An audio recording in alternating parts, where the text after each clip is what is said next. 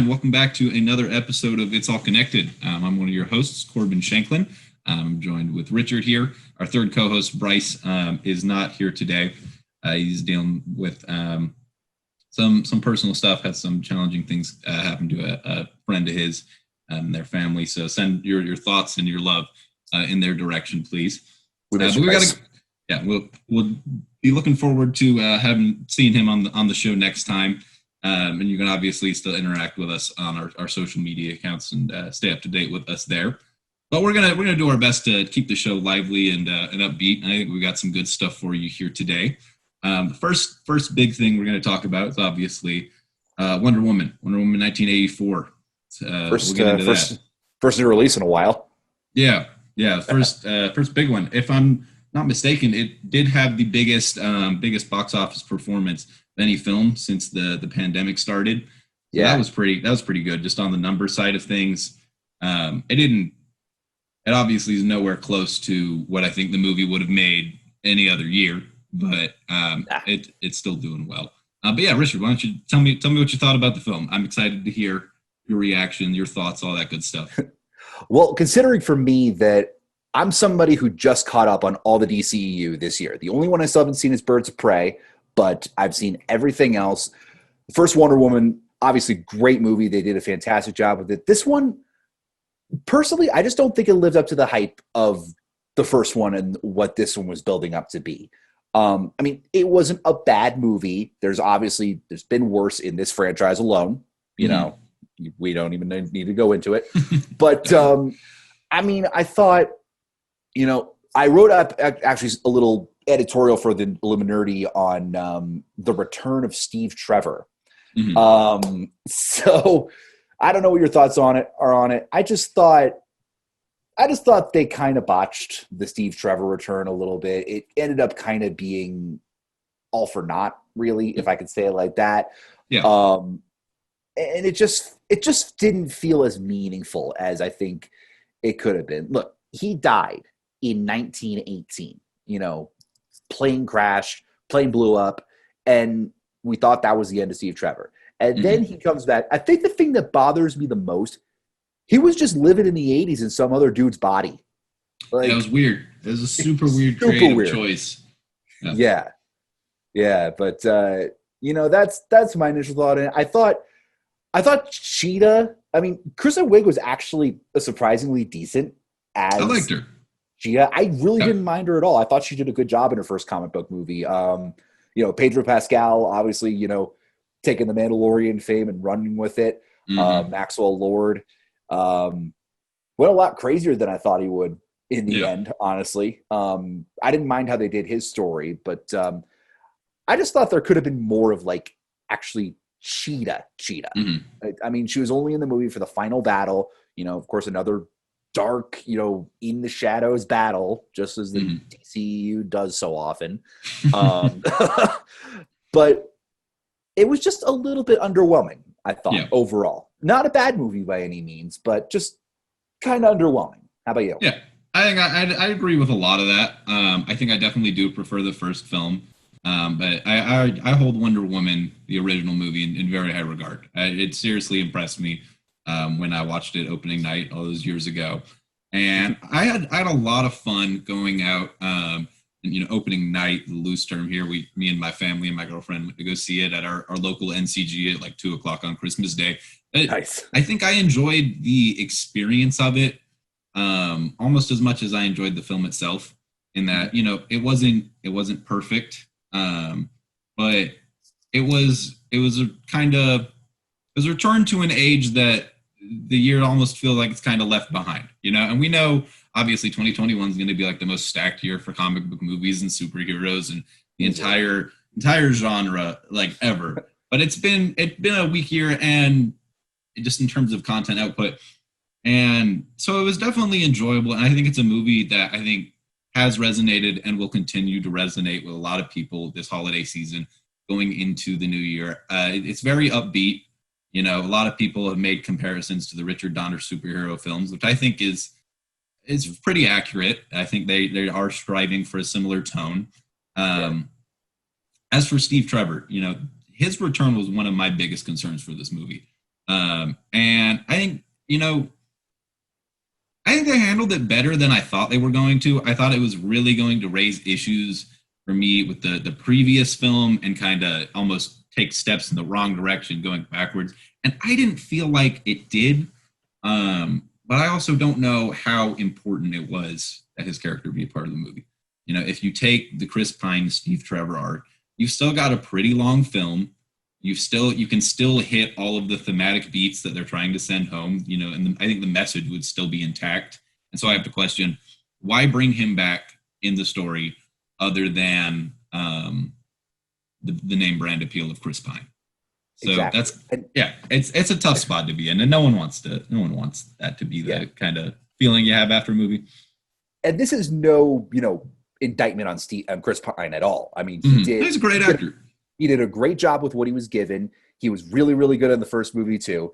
I mean, it was actually kind of entertaining seeing him, kind of the whole Captain America thing thrown into, from World War I into the 1980s. Yeah, you get that reversal because it's kind of the opposite of that in the first movie, right? And so that was definitely cool. It wasn't without merit.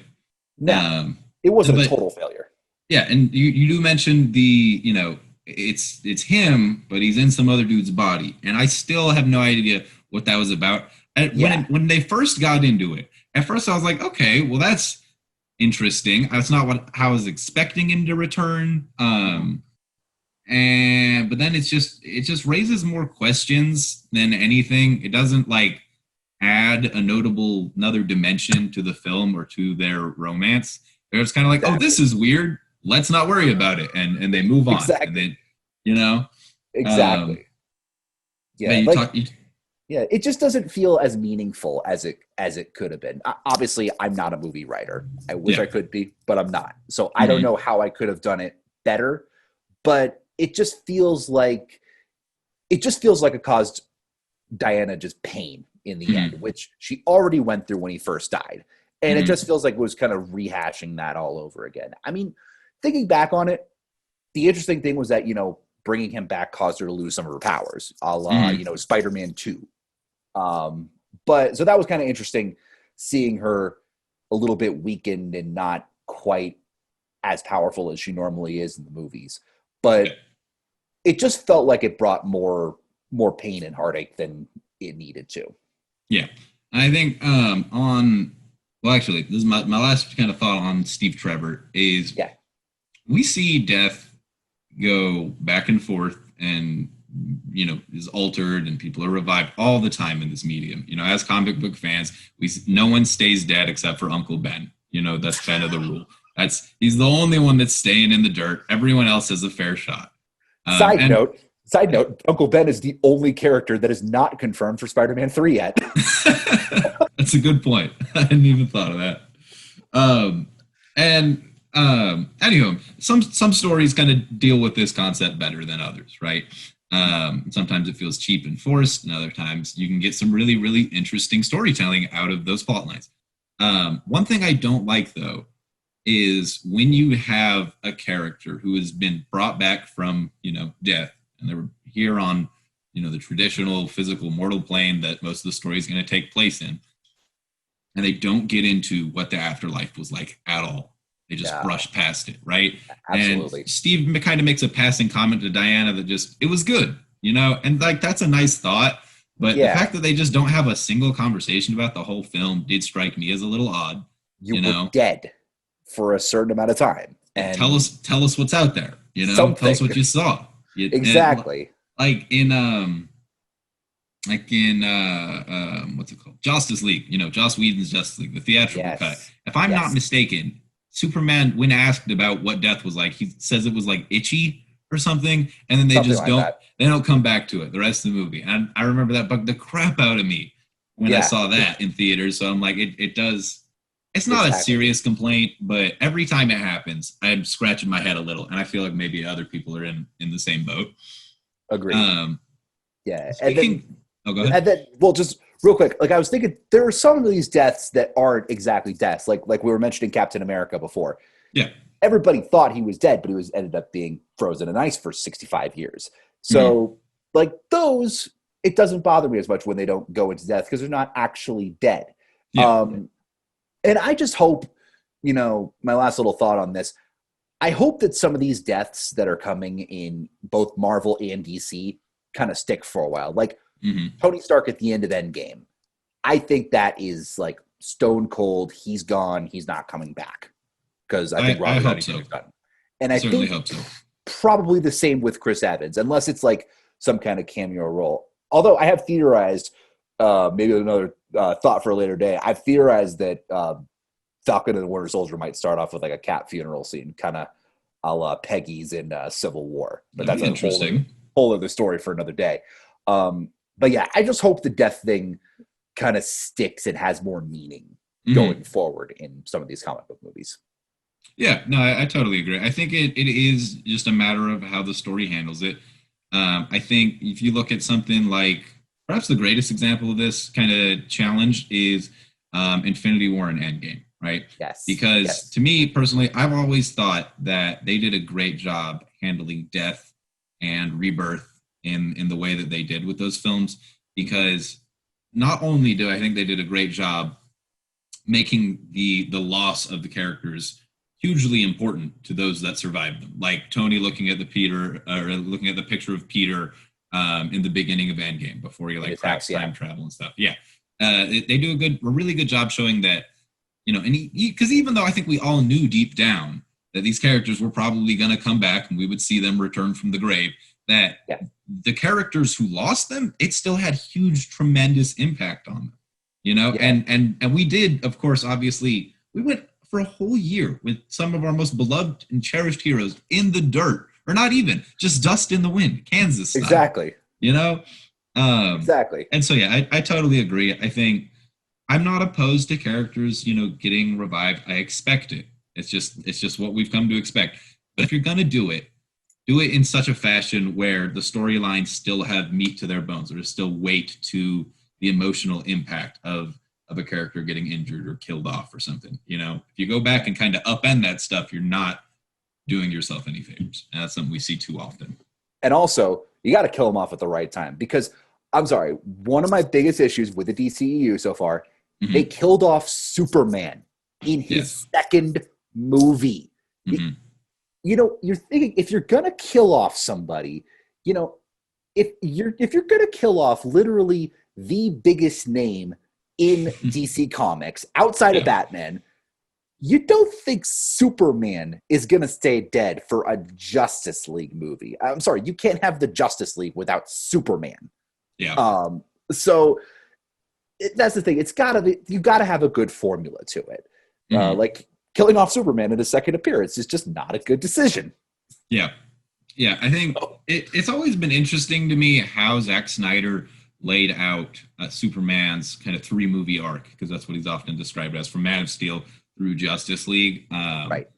Assuming we don't get any sequels, which is, what they keep telling us, but they also told us this was never going to happen. So yeah, exactly. Anything's possible. But, and like just in the case of doing a Batman versus Superman movie as the follow-up to Man of Steel, I really like Batman versus Superman Ultimate Edition. But if I was, a creative head over at Warner Brothers at DC Comics, if I'm introducing, the world to this new pantheon of gods and heroes and beings that I have, like Superman and Batman, who, like you said, just two of the biggest names out there, I'm going to build them up to see the good in each other and work together and solidify their friendship. And then I would split them apart and then maybe kill someone off at that point. I would have gone with Tony and Cap in the MCU. Exactly. Yeah. And you don't want it to be a carbon copy, but there was a lot to be said for the amount of buildup in time that went into the dissolution of their friendship, of their partnership, their teammates, and Bruce Wayne and Clark Kent were against each other, and then, made up and became friends for 30 seconds. And then Doomsday got Kal-El, and that was the end of that. And that's another super weird thing for me, is ever since they officially announced Zack Snyder's Justice League, it's been this weird sense of like, so Superman's still dead, huh? Like when he got killed by Doomsday when I was, a teenager in high school, and he still has not came back from the dirt. You know, like we've known it's coming, and it's like it kind of happened in Justice League, but like we're not gonna consider that as canon or care about it at all. So it's weird. And there's even the scenes in the trailers that they've released so far of him, you know, with all the lightning around him, and and you got the black suit. Yeah, and coming back from the dead and all. And then and also I found that interesting too. One other thing, going back to what you said a minute ago, about, you know, Clark and Bruce just not liking each other for the entire movie, but then making up near the end. Going back to the Tony and Cap thing, they never were actually like friends through any of their, you know, MCU appearances together. They, you know, they argued, they bickered, they were about to go to blows in the first Avengers movie. Yeah. But, you know, they worked together for, you know, the greater good, trying to save the world. They had a working relationship. Things came to a head in Civil War, and their relationship, I think, makes sense considering their two strong personalities. Yeah. They're gonna butt heads eventually, but they're gonna work together for the greater good. But yeah, I think the DCEU could take a little bit more from Marvel, other than just trying to make a cinematic universe and seeing how it works. Yeah, I mean, because it's like, you know, these big interconnected mega franchises like the MCU and the DCEU. The Marvel Cinematic Universe is effectively the only one that's got it right. I think an argument could be made for, and I have not seen most of these films, the Conjuring universe also has, you know, they've got several spinoffs and stuff going on there. So, you know, an argument could be made for them. And it's not that the DCU has been unsuccessful. You know, they've made money. Most of their films have made a good amount of money. And it's the critical acclaim more that they struggle with. Yeah, exactly. I think, you know, critical reception is always something I think we wait on with bated breath when it comes to, you know, DC movies releasing. Exactly. And it's not like any of them are really truly just awful movies. Some of them are really disappointing, I won't lie. But, and also, side note, they could take a lot from Patty Jenkins. I don't think they should be doubting Patty Jenkins quite as much as the reports say they have behind the scenes of Warner Brothers. I mean, even considering Wonder Woman 1984 didn't live up to expectations, she did a good job overall, I think, with the movie. And Wonder Woman is a pretty damn good movie. The first one. No doubt. Yeah, I think Wonder Woman 1984, I want to give it a little more praise than maybe I did earlier, and then we can shift off of it. But that's fair, yeah. I think Maxwell Lord and Pedro Pascal, you know, his performance, he was great. I think he was through and through fantastic. Even I can sit here and nitpick things, you know, odd little things that maybe didn't come together in the end. But every time he was on screen, he was charismatic, and I was engaged, and I was enjoying myself. I also think that the single strongest bit of the movie comes in a scene towards the top of the third act between him and his son. And I won't get into it exactly.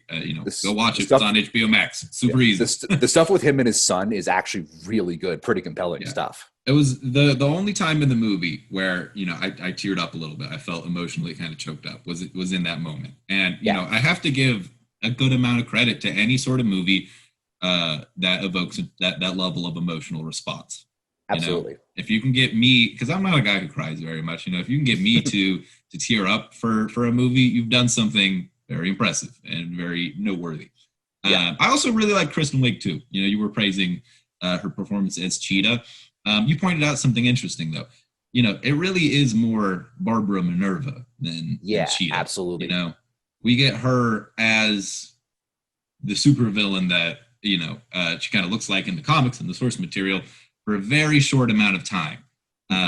And I felt the same way. I didn't even make this connection until you pointed out, but I felt a similar way, I think, about the Golden Eagle armor as I do Cheetah, right? Yes. Looks cool. I think so. It's very striking visual design. Will definitely sell a lot of toys and merchandise and stuff. But in the movie itself, both that armor and, you know, her evolution into Cheetah do not serve a great deal of purpose. It feels like they were more there to sell toys than anything else. So that's a bit of a bummer. Absolutely. But the performance was great. One thing I want to say quickly too, where I actually want to give this movie some credit. I think this movie succeeded where Amazing Spider-Man 2 failed, because Yes. Electro and Cheetah kind of have a similar background, really nerdy, kind of in the shadows. Nobody knows them, cares who they are, and then they turn into something super powerful. I actually think Wonder Woman did a better job with that than Amazing Spider-Man 2 with Jamie Foxx's Electro. So I got to give credit for that.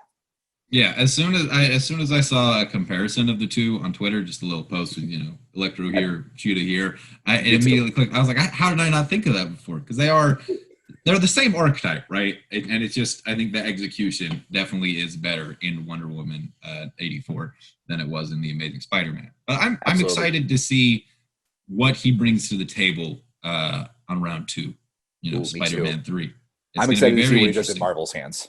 Yes. Yeah, with the backing of Marvel Studios, that'll be pretty dope. But yeah, I think Wonder Woman 1984. I would recommend you go watch it if you're looking for a boost of positivity and hope and fun. Because it's a movie that doesn't take itself too seriously, but it also still has heart. Absolutely. So I would recommend it. It's maybe not going to blow you away, but it's fun. It's a good movie. I still think I'm going to give my favorite superhero movie of the year to Arch Enemy of the 5 I can pick from, or 4 or 5 that there even are. Exactly. But I think Wonder Woman definitely is the second, takes the second spot for me. And also, do we want to get into post-credit spoilers at all? Because that was pretty cool what they did at the end. That was. Okay, so you heard the man. Spoilers, leave. I'm going to give you 5 seconds. Spoiler alert. 5, 4, 3, 2, 1.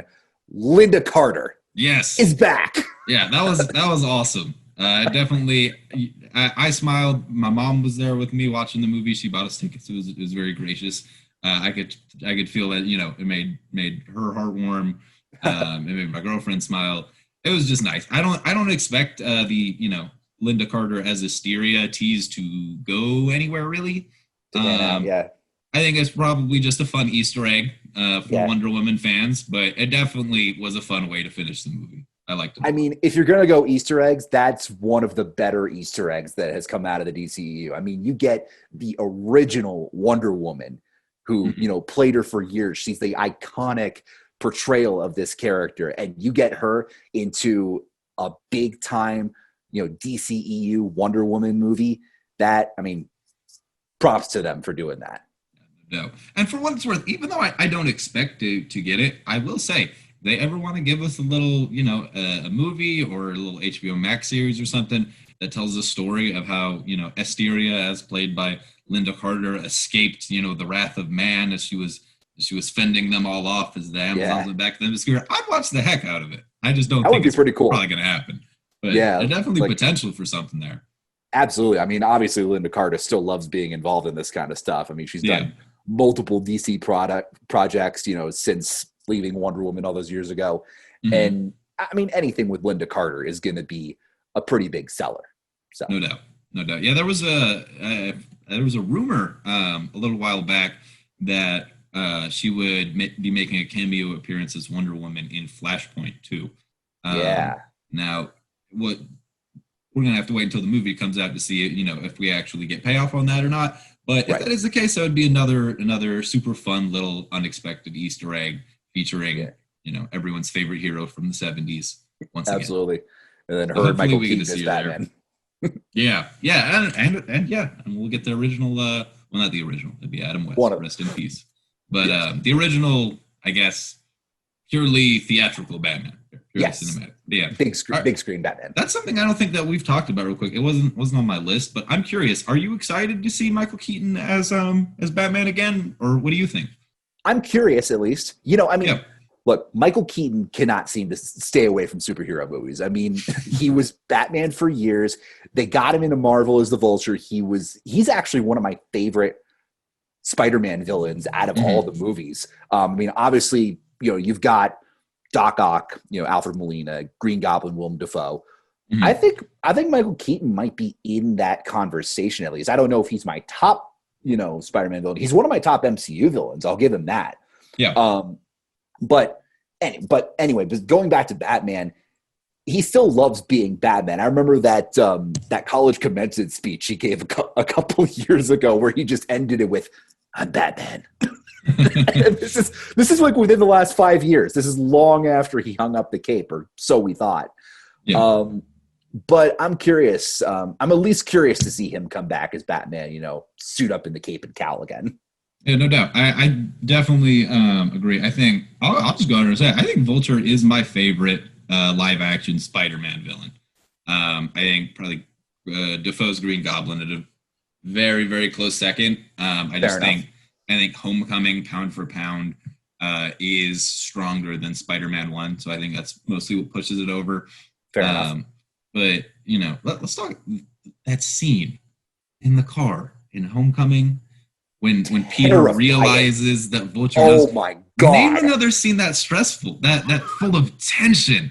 That was amazing, And so just the fact that we'll get to see an actor of that caliber who can command a scene with such strong performance in the DCEU, I'm excited for. I've always really liked Batfleck personally. I don't mind it. I think I would, if it was up to me, if I was steering the ship, I would have preferred to keep him on, let him do his movie with Deathstroke and stuff. And I think that would have him movie, actually. Yeah, a lot of cool potential there, definitely. And have him be the kind of mentor figure that it seems like Michael Keaton's Bruce Wayne will be. I would have just had Batfleck fill all those roles. Obviously, behind the scenes drama went down, so that's not what's happening. Right. And so I cautiously optimistic, I think, is a word we use a lot here on the show. Spider-Man Yes. 3 in particular. I Exactly. really hope he's really cool as Batman. I hope he has a really cool suit. That's quite different from the one he wore, obviously, back in 1989. Technology's progressed a little bit. Absolutely. But I'm not sold on it yet, but I'm also not wholly against it. So fingers crossed. I'll keep you all updated as my opinions and feelings towards him kind of evolve. Yeah. I'm definitely excited for Flashpoint. I mean, anything with Michael Keaton in it is going to be of some pretty decent quality. And the fact that superheroes movies have evolved so much over the past 30 years. I mean, I wasn't alive when the 1989 Batman movie came out, when he was first in it. That's how old it is. I'm the old fart at like every website I write for. And that movie is older than me. So, but I'm really excited to see what Michael Keaton can do in this superhero era. Yeah, and as the hero this time, I mean, he's been the villain, obviously, in Spider-Man Homecoming. Mm-hmm. I am praying to God he comes back for Spider-Man 3, because I would love to see him again in that. But but I'm optimistic about 1989 Batman coming back. Yeah, definitely. I will say, if his return leads us to an eventual Batman Beyond project, ooh, I'm game. Everything will have been worth it. Even if Flashpoint is just like a fiery mess of garbage, if it means I get a Batman Beyond movie someday, it's worth it for me. I love absolutely. And I could totally see him as that old, kind of almost Clint Eastwood-esque version of the character from the cartoon I watched when I was a kid. So. Absolutely. And I've heard they're thinking about, maybe there's rumors floating around that he might be the kind of Nick Fury of the DCEU, kind of going forward after he first shows up in The Flash. So if they can get Michael Keaton to stick around as Batman for a while, that'd be pretty impressive. Definitely. Yeah. And mentioning, kind of Nick Fury-esque characters, I've always kind of hoped that Amanda Waller would feel like a dark version of Nick Fury kind of role, because I think she's one of the strongest parts of the original Suicide Squad movie. I'm really excited to see her again in the upcoming The Suicide Squad, and that's another bit of the news we're going to talk about today. Yes. That was confirmed by Gunn himself from the director that it's going to be rated R, and I think that means Peacemaker logically will be as well. The first piece of promo that they did for Peacemaker was just, F and then the symbols and stuff. It's Peacemaker. Yeah. So that's not a surprise, but what do you think about the official, they're striving for the R rating for Suicide Squad? What do you think? I don't mind it. This will be the first R-rated DCEU project. maybe Snyder cut, but we might get into that a little bit later. I kind of like it. I mean, obviously James Gunn has made the Guardians of the Galaxy so big that they are hanging on the wall behind me right now. But I mean, you saw what he did with Guardians of the Galaxy. What he could do with an actual team of heroes that people know and people love, or a team of villains that people know and love. I'm really excited to see what he's going to do with that. And especially because most of the good parts of the first movie are coming back. You've got Margot Robbie coming back as Harley Quinn. She is, I think, one of the iconic DCEU character portrayals, Margot Robbie as Harley Quinn. Yeah. So we've got her coming back. I think we've got Joel Kinnaman coming back as Rick Flag. Yep. There's a couple others, Amanda Waller, like you said, Viola Davis. And James Gunn has talked for a while about how much he's loved these characters and how much he's really looking forward to bringing these characters on screen, a lot of them for the first time. Yeah. And he's got the talent to work with. He's got the comic history to work with. Peacemaker's already getting a spin-off series over a year in advance of the movie coming out. Mm-hmm. So I think they've got big plans for Gunn and the Suicide Squad going forward. Yeah, I definitely think it's cool that's going to be rated R. I do wonder if Warner Brothers has learned the right lesson from like the success of like Joker and Logan and Deadpool and stuff. Exactly. Because, you know, like with so Birds of Prey is rated R. And I think you can. That's fair. It's Yes. interesting. I was wrong there. Yeah, it's interesting that it adds a certain level of like kind of flavor and flourish to the movie that I think you can feel, and that the violence is more heavily stylized. I think that's the biggest thing. Exactly. And the criminals, you know, the dialogue feels a little more in your face, a little more, I don't know if realistic is the right word, but I think that's what they were striving for. I guess so. And so it'll be interesting to see how closely it falls in line. But I think another really interesting fact with them, you know, going R-rated for Suicide Squad, potentially for Zack Snyder's Justice League. It's interesting. David Ayer has spoken on record, the director of the original Suicide Squad, that was always going to be PG-13. Even if we do get the director's cut, yeah, David Ayer's Suicide Squad someday, even that will be PG-13, barring heavy reshoots. The reason being, the way he explained it, was simply the target demographics. Harley Quinn is a character who sells best and is strongest with that young teenage girls. And so it's kind of funny that if you look at her trilogy throughout the DCU, from Suicide Squad to Birds of Prey, right, and then the Suicide Squad, 2 chunks of that is rated R. And so that's just that's very interesting to me that they're gonna go that route. Yeah. But I think more than anything, it just affords the director with creative freedom, though. If the studio says, hey, you know, you can go make an R-rated movie, or you can make a PG-13 movie. And it's like, when the director has that freedom, that goes such a long way, regardless of what they ultimately decide. And 2 things I was thinking on this. When you're taking a movie from rated PG-13 to rated R, it basically means you can drop more F-bombs, you can have more violence, you can go into more adult material, and like you said, more creative freedom for the director. Yeah. And I do think there are some properties that I wouldn't say necessarily, I mean, yes, there are some properties that need an R rating. Mm-hmm. Deadpool cannot work as a PG-13 character. He drops too many F-bombs. There is so much gratuitous violence.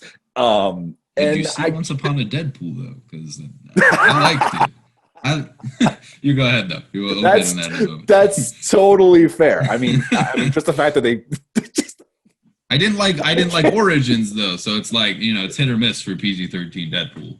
Exactly. I just think Deadpool flourishes better. He's definitely better off when he's not held back by the MPAA, let's say. Yeah, no doubt. No doubt. I don't think Suicide Squad necessarily needs an R rating, but I don't think it's going to hurt it either. Because, I mean, let's face it, this is a team of bad guys. So there's going to be violence. There's going to be some cursing. There's probably going to be some adult material in there. And I think that will benefit that movie. I mean, especially as you were doing characters like Harley Quinn and, you know, Peacemaker and all that stuff.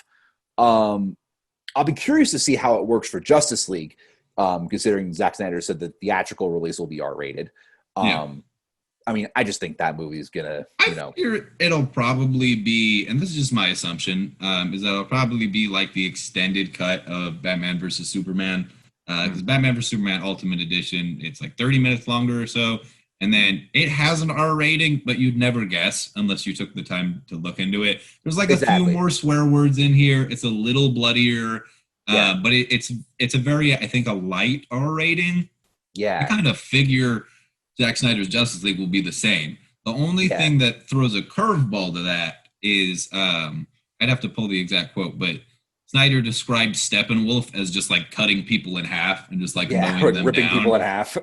So I know what you're talking about. mean, if that's the case, then maybe I'm way off the bat. I mean, I don't. Yeah, exactly. It's like you were saying. How hard of an R rating are we going? Are we talking like 87 F-bombs in Deadpool? You know, Deadpool getting ripped in half in Deadpool 2. I love that scene so much, man. That's Juggernaut just ripped. No, that does not work in Once Upon a Deadpool. I will say, that was I think the biggest scene in that movie where I was just comparing it to Deadpool 2, and I was like, well, that sucked. And also, that's not even my favorite part from that scene. My favorite part is when he's laying there legless, talking to Russell, and he's like, "What's Juggernaut got that I don't? Don't you say legs? Don't you say legs? Eggs." Still hurts when you say it. It's a great. I love Deadpool 2. I'm so excited to see Deadpool 3 in the MCU. I wish we'd got more news about that so we could get into that. Are you a Bob's Burgers guy? Have you watched that show at all? I haven't, but I've heard good things about it from people close to me. So I haven't seen it either. But I watched literally like 1 or 2 episodes since it was announced that they were going to be writing Deadpool 3. So I'll definitely watch that sometime in the relatively near future and let you know what I think. Let you know if I think these are the right people for Deadpool in the MCU, because they announced that, you know, that and I apologize because I can't remember what the writing team, what their names are exactly right now. Me neither. I know they announced it. Yeah, and I was like, okay, well, I haven't seen that, so that doesn't tell me much. I do wonder if the original creative team, Rhett Reese and Paul Wernick, I believe are their names. I think so. I wonder if they will be involved at all. I kind of assume. Well, I don't know what to think really, because after it was announced, after the Fox purchase and stuff, there's some quotes from them about conversations that they'd had with Marvel and stuff. But then they announced the Bob's Burgers thing. There's no mention of Reese or Wernick, at least that I'm aware of. Yeah. So, and I thought they did a killer job with it in the Fox universe. So I definitely trusted them to handle the transition and to pick it up where they left off. So personally, I hope they produce at least or something like that. Yeah. And I think, to me, if Ryan Reynolds is involved, which he's going to be, I think we're going to get something good when Deadpool goes into the MCU. I am just so excited to see what he does with so much extra material to riff off of, you know, all the jokes he can make, all the meta stuff. I need a team up of him and Spider-Man just once. Even if it's a post-credit scene. You know, I wrote a feature article for one of the other sites I'm on about characters that could potentially come in Spider-Man 3. Just a post-credit scene with Deadpool and Peter Parker doing whatever. It doesn't even need to be like a superhero scene. It could just be Deadpool just sitting there in the mask or something. Yeah. Actually, off the cuff thought, replay the Nick Fury post-credit scene from Iron Man 1. Peter goes into his house. Deadpool's sitting there just in a mask. That'd be awesome. Yeah, no, I think that's definitely the team up that I am looking forward to most. Once Deadpool comes to the MCU, there's an absolutely incredible Spider-Man Deadpool. It's literally called like Spider-Man / Deadpool series, and that ran for like 50 issues or so. It had a pretty good long run, and I read a bunch of it a few years ago. And I've always wanted to see that on the big screen ever since. One of the things that made it really cool is how I think Deadpool sees Peter Parker, how he sees Spider-Man. And that in the comics, you know, even though Deadpool and Pete aren't too distant in age, Peter Parker is, you know, and the character of Spider-Man was already established and around when Deadpool kind of entered the picture. And so Wade basically explains that, you know, he really does look up to him. He wants to be like Spider-Man. He doesn't want to be this just crappy, foul-mouthed guy with no morals, no drive, you know, who basically just feels that he is nothing when he's without his partner, because that's kind of how Deadpool 2 goes. Right. And so I think it would really be a missed opportunity not to bring those two together soon, because they're at such, Spider-Man would be at such an interesting kind of position to Deadpool, where I think Deadpool, you know, sling ring portal, whatever, we bring him in through whatever means, he's in the MCU now, and he sees this kid who in this universe would be a lot younger than him.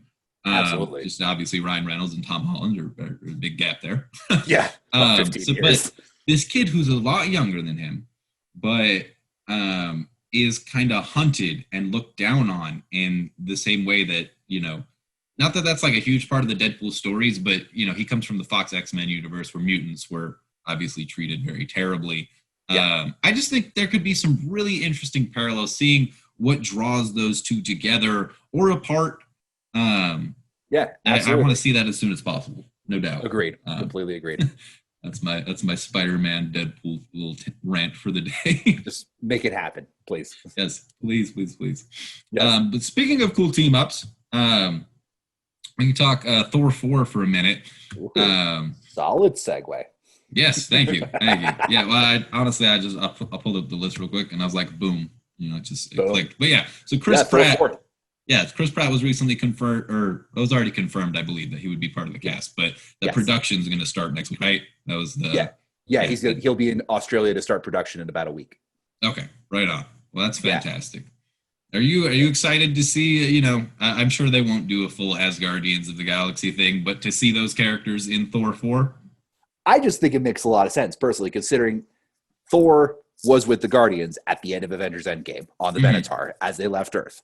I just think it would be a completely missed opportunity if they just gloss right over that. So, like you said, I don't know how big of a role they're going to play. I know Mantis was confirmed to come back, Pom Klementieff. She's in Australia right now filming or getting ready to film. I would assume that there's going to be some confirmations for the rest of the team as well. And like you said, I don't know how big their roles are going to be, because there's a ton of characters to get to in this movie. I mean, this is going to have to be a 2.5 to 3 hour movie probably to get to everything. Yeah, no doubt. But Thor Love and Thunder is going to be a massive, massive film. And also, you were mentioning that Chris Pratt is coming back.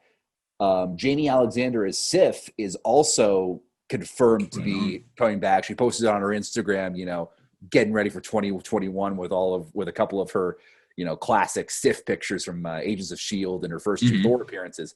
I'm excited to finally see what happened to Miss Lady Sif after the events of Thor: The Dark World. Yeah, definitely. I think, and I'm glad that she wasn't in Ragnarok, purely because I think that's the only reason she would survived Ragnarok.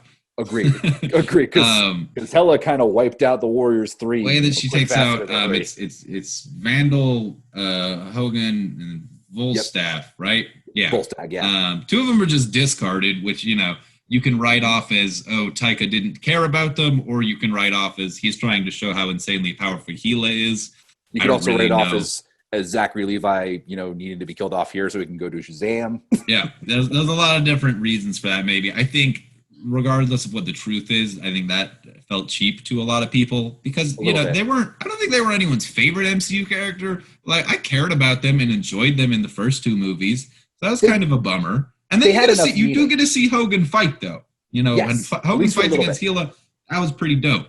So even if Sif does die in Thor 4, which, you know, I don't have any reason to expect that she would, but if she does, I just hope that, you know, if this is her final outing, that it's treated with a bit of reverence, I guess. Agreed.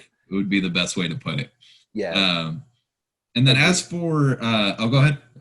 Yeah. No, you keep going. I've got something else for later. Oh, right on. Yeah, but as for the Guardians joining, the storyline of Thor 4, I'm super excited for it. The only thing that worries me even a little is a fear that Thor 4 and Guardians 3 will feel too homogenous in tone, because I think Ragnarok was, and everyone can see and feel, it was a beautiful change of pace from the past two films. It was a departure. And it was a departure that felt very inspired by Guardians, from the soundtrack to the visual design to the inspirations behind it. The comedy. Yeah, the comedy is a huge part of it, definitely. And it worked really well. And so I want to see more of that in Thor, and I want to see more of that in the Guardians franchise, but I need them to still be make sure that they're different enough that they differentiate themselves and they stand on their own merit and not as, I don't know, something else. Exactly. And yeah, I'm curious to see that, how the tone differs between the two franchises and how big the Guardians role is going to be. Are they going to be in the movie for, 5-10 minutes, or, are they going to actually be an integral part of the story? I will say, though, considering what they've said about Christian Bale's Gore the God Butcher, Thor's going to need all the help he can get. I mean, I mean, it's going to be Thor, the Guardian, Sif, Jane Foster as the mighty Thor, Valkyrie, Korg. It seems like he's going to need all the help he can get, considering how powerful Gore the God Butcher is. The name God Butcher is in his name. So they're going to have to make him something pretty formidable. So I bet the Guardians will come into play there. No doubt. I think there are several things that indicate that that Gore is going to be one of the most frightening and powerful villains that Thor's faced in the saga so far. Because I think, for one, everyone, I think, universally agree that Loki was the best Thor villain. But Loki it looks like, unless the show goes a very different way than I think it will, he's going to transition more towards the anti-hero route. That's just my assumption. So, so we'll see that. So that kind of, there's that. The fact that they cast Christian Bale, as a space alien and got him on board for that says a lot. You want someone with a level of gravitas and depth to play that character. It means they are vastly important to the story. Absolutely. This guy played Batman, so. Yeah, and like you said, God Butcher. There aren't even that many gods left, at least as Guardians, left to butcher. It's a pretty small town. So exactly. Is it just going to be Christian Bale just ripping through Finland and just, I don't know. It'll be wild. Yeah. But I'm definitely excited to see what Bale brings to the franchise and to the MCU as a whole. Absolutely. And like you were saying with the Thor franchise, the villains have been very, very up and down. I mean, Loki is still regarded as one of the best villains in the MCU. Malekith happened. That was a thing, The Destroyer was visually cool, but I mean, that was it. There's no depth to that, really. Yeah. I actually loved Hela. I thought Cate Blanchett did a great job. I was okay with Hela. She didn't blow me away, but I wasn't disappointed really either. I thought she was solid, just solidly good. Yeah, I enjoyed her, but I think Bale may have a chance to kind of blow this out of the water, kind of be like that Loki level, especially because Loki was more of like the charming, everybody loved him, but he was still just terrifying because he wanted to destroy an entire planet. Christian Bale is so flexible and good at what he does. This guy's played Batman. He's played a variety of other roles, and he loves doing these off the wall, kind of crazy roles that not a lot of other people do because he's so flexible with it. I think he's gonna make Gore pretty terrifying, pretty intense villain. Definitely. Yeah, and I can't wait to see what the visual design of the character looks like too, because in the MCU you very often get costume design that is very clearly inspired by what came before, but also very much its own thing. Like we've got teases of like Scarlet Witch's new costume from WandaVision. We can't see like the full thing, but like I think that in of itself is a testament to that. So I think he'll look. I'm sure he'll look really cool. I just have no idea what that will look like. Exactly. So to speak. But I'm almost out of time here. So I wish one day, viewers, we're going to be doing this live, hopefully in early 2021. We'll keep you updated on that. I wish that we were live right now so that I could just ask the viewers if they would rather us talk the She-Hulk episode count thing, the possibility of more Joker, or the Catherine Hahn line from the WandaVision clip me and you were talking about earlier. But since we are not, since this is recorded, ball is in your court. I'll have to go after that. But whatever you want to discuss, and we'll wrap it up. Well, yeah, I'll say the couple quick Marvel things. The Instagram accounts for both the directors of She-Hulk, Anu Valia and Kat Coiro, confirmed that there's going to be at least 8 episodes of She-Hulk, which awesome. Can't go wrong with more Marvel episodes. My quick thing on that, I love how varied all the different episode counts are for the Disney Plus shows, because there's going to be at least 8 for WandaVision, 8 weeks of it, 6 for Falcon and the Winter Soldier, 10 for What If, now at least 8 for She-Hulk. I'm excited to see where that goes. And then I totally missed the other Marvel thing. It was the Catherine Hahn thing with WandaVision. Yes. Yeah. So there was a quick Disney Channel spot for WandaVision where Catherine Hahn mentions the Avengers by name in the scene where she's talking to Vision in the car after he brings her back to life from the first trailer. So just showing how much these Disney Plus shows are going to be integrated with the MCU going forward, and it's going to be some incredible storytelling over the next few years from the MCU. Yeah, without a doubt. And then in the case of the Jared Leto thing that I mentioned, it wasn't anything huge. I think he literally just said in an interview something along the lines of, it's hard to say no to that character, or like to turn down that character. Just implying that after his performance in Zack Snyder's Justice League, he would definitely be interested to return to the role. And I think that's cool, because if I was Jared Leto last year, or I guess 2 years ago now, 2019, well, in 2019, early 2020, I would have been very upset. And I'll tell you why. Because, for one, Joker comes out, and it's the first reinvention of the Joker since he's played the character, and it's this massive success. It wins awards. It's nominated for 11 Oscars. It's this cultural phenomenon. Joaquin Phoenix wins the Best Actor Oscar for it. Yeah, literally. And, Leto had like 2 or 3 different Joker spin-off movies in development at one point. So you lose that. Someone else gets to make a movie, doesn't star you, different version of the character. That's got to sting, right? And then you'll notice in Birds of Prey, they really want to pretend like Jared Leto was not. Never happened. Yeah. Like that there is very much a Joker in this universe, but it's just probably someone else. It's like, there's nothing that they do to outright just like cut him out and be like, nope, that's not him, but they go out of their way to let you know that this movie does not care about him, that he is not. So personally, I'm hyped for more Joker. And whether that comes in David Ayer's Suicide Squad or future films, Zack Snyder's Justice League, a Batfleck project, I don't really care where it is, as long as it is a different situation than the filming and, post-production of the first Suicide Squad movie. As long as it's not like that, I'm happy for more. Yeah, and my only quick thing on it, Jared Leto was done so dirty during the production and post-production of Suicide Squad. He literally ended up in the movie for about 10 minutes, and he was the most hyped thing during the trailers, during the pre-production process and everything. Very true. And he was barely there. That wasn't his fault at all. I think he was a fine Joker. I enjoyed him enough, but I would be a little peeved if I was him, considering he's only been in the DCEU for about 10 minutes of screen time. Yeah, and I think, obviously there's the massive paycheck to consider, but ignoring that, I think it shows a level of humility that he is still interested in playing the character more, not just in March when we'll see him in Zack Snyder's Justice League, but in the future, if that is where the DCEU heads. That's the direction it goes in.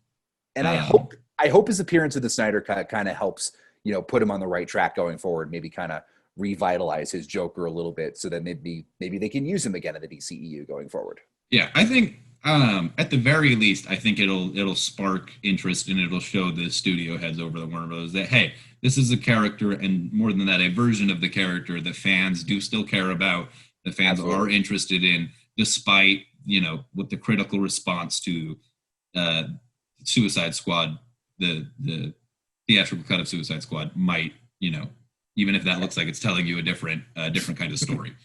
Yeah, absolutely. Yeah, right on. I think that is about all the news that we have for today. That's all I got anyways. What about you, Richard? You got anything else? WandaVision comes out in less than 2 weeks. Yes, and, yes, sir.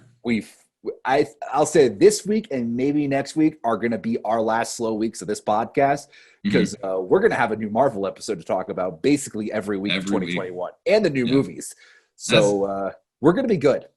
Yeah, no, you make a great point. This really was, I think, the perfect time to get the show started, just because we're right before that the ball gets rolling on the year of the MCU. So that's what 2021 will be. The return of the MCU. It's going to be great.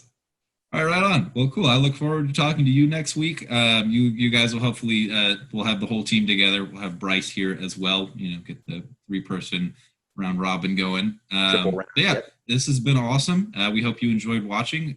Tune in next week for It's All Connected, and thank you. See you guys. Peace out. It's all connected, y'all.